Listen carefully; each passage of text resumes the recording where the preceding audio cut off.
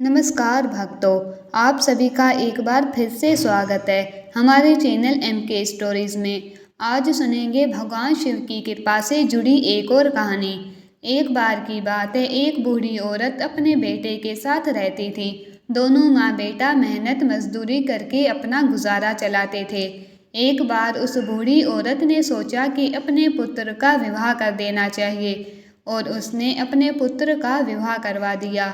उसके घर में जो कन्या बहू बनकर आई थी वह बहुत ही सुंदर और संस्कारी थी। वह रोज सुबह उठकर भगवान शिव पार्वती की पूजा करती और कहानी सुनती। पूजा करने के बाद वह घर का काम भी बहुत ही मन से करती। उसके विवाह के कुछ समय बाद सावन का महीना आया कि क्यों ना वह मंदिर जाकर शिवलिंग की पूजा करे और कहानी कहे। अपने मन में आए विचार को उस बहू ने अपनी सास से जाकर कहा। उसने कहा, माँ जी, सावन का महीना शुरू हो गया है, क्यों ना मैं मंदिर जाकर भगवान की पूजा करूं और शिवलिंग को सींचूं। लेकिन उसकी सास ने उसे ऐसा करने से रोक दिया। उसने कहा, घर में ही पूजा कर लिया करो, मंदिर जाने में काफ़ी समय बर्बाद हो जाएगा, इतने में तो घर का सारा काम हो जाएगा। सास की बात सुनकर वह बहू कुछ नहीं कर सकी और उदास होकर घर के काम में लग गई। अगले दिन बहू जब कुएं पर जल भरने जा रही थी तो उसने देखा कि गांव की कुछ लड़कियां पूजा की थाली सजाकर मंदिर की ओर जा रही है। उसने उन लड़कियों को रोका और पूछा कि आप लोग कहाँ जा रही हो। उन्होंने कहा, सावन का महीना शुरू हो गया है, हम सब भगवान भोलेनाथ का पूजन करने और शिवलिंग पर जल चढ़ाने के लिए मंदिर जा रहे हैं। ये सुनकर उसके मुंह पर फिर से उदासी छा गई। ऐसा देखकर लड़कियों ने पूछा, आप हमारी बात सुनकर उदास क्यों हो गई हो? क्या आपको भगवान शिव की पूजा करना नहीं आता?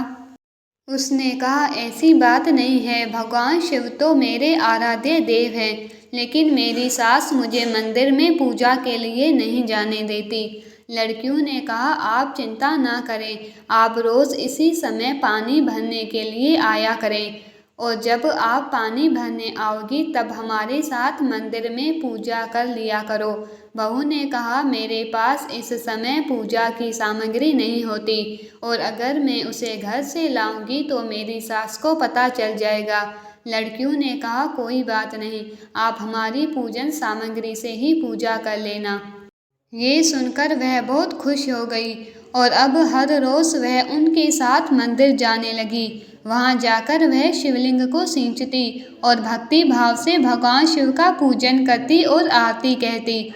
ऐसा करते हुए सावन का पूरा महीना बीत गया और आखिरी दिन उसने सोचा, मैंने हर रोज़ उन लड़कियों की पूजन सामग्री से ही पूजा की है, क्यों न आज कुछ अपना भोलेनाथ को अर्पित कर दूं। ऐसा सोचकर उसने अपनी सोने की नथ उतारी और धोकर भगवान के शिवलिंग पर अर्पित कर दी और पूजा समाप्त करके वह अपने घर आ गई।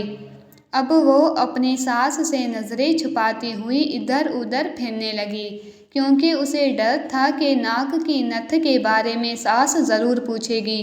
तभी अचानक सास की नज़र उसकी नाक पर गई और नाक में नथनी ना देखकर उसने पूछा, तुम्हारी नथ कहाँ गई? बहू ने अपनी सास से कहा, मैं नहीं जानती, शायद वह कहीं गिर गई होगी। सास ने कहा, बताओ मुझे, आज तुम कहाँ कहाँ गई थी, हम वहाँ पर जाकर तुम्हारी नथ ढूंढ लेंगे। बहू ने कहा, जब मैं सुबह एक कुएं पर जल भरने गई थी उस समय तो नथ मेरे नाक में थी, लेकिन उपले थापते हुए न जाने मेरी नथ कहाँ चली गई। सास ने कहा, चलो हम वहीं जाकर देखते हैं। दोनों सास बहू वहां पहुंच गई जहां बहू ने उपले थापे थे। सास ने बहू से कहा, चलो हम दोनों उपले तोड़कर देखते हैं। जैसे ही उन दोनों ने उपले तोड़े, उन दोनों उपलों में से उसकी सोने की नथ निकल आई। सास ने कहा, ऐसा कैसे हो सकता है, नथ तो एक थी, ये दो कैसे हो गई?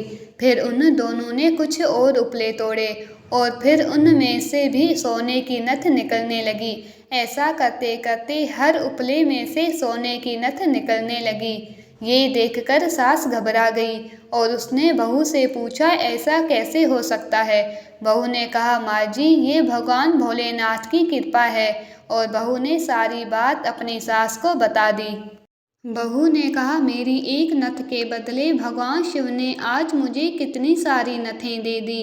अपनी बहू की बात सुनकर सास बहुत खुश हुई और उसने कहा कि अगर सावन में स्नान, दान और तप करने का इतना ही फल मिलता है तो अगले वर्ष से हम दोनों साथ में भगवान शिव की पूजा किया करेंगे। और अगले वर्ष से सावन आते ही दोनों सास बहू पूरे नियम के साथ भगवान शिव की पूजा और कहानी करने लगे। उन दोनों पर भगवान शिव की बहुत कृपा हुई। उनके घर में धन के भंडार भर गए और उसकी बहू को एक सुंदर पुत्र की प्राप्ति हुई। जैसे भगवान भोलेनाथ ने उन पर कृपा करी, ऐसी कृपा भोलेनाथ सब पर करें। ये कहानी आपको कैसी लगी कमेंट करके ज़रूर बताएं और चैनल को लाइक, सब्सक्राइब और शेयर अवश्य करें। धन्यवाद।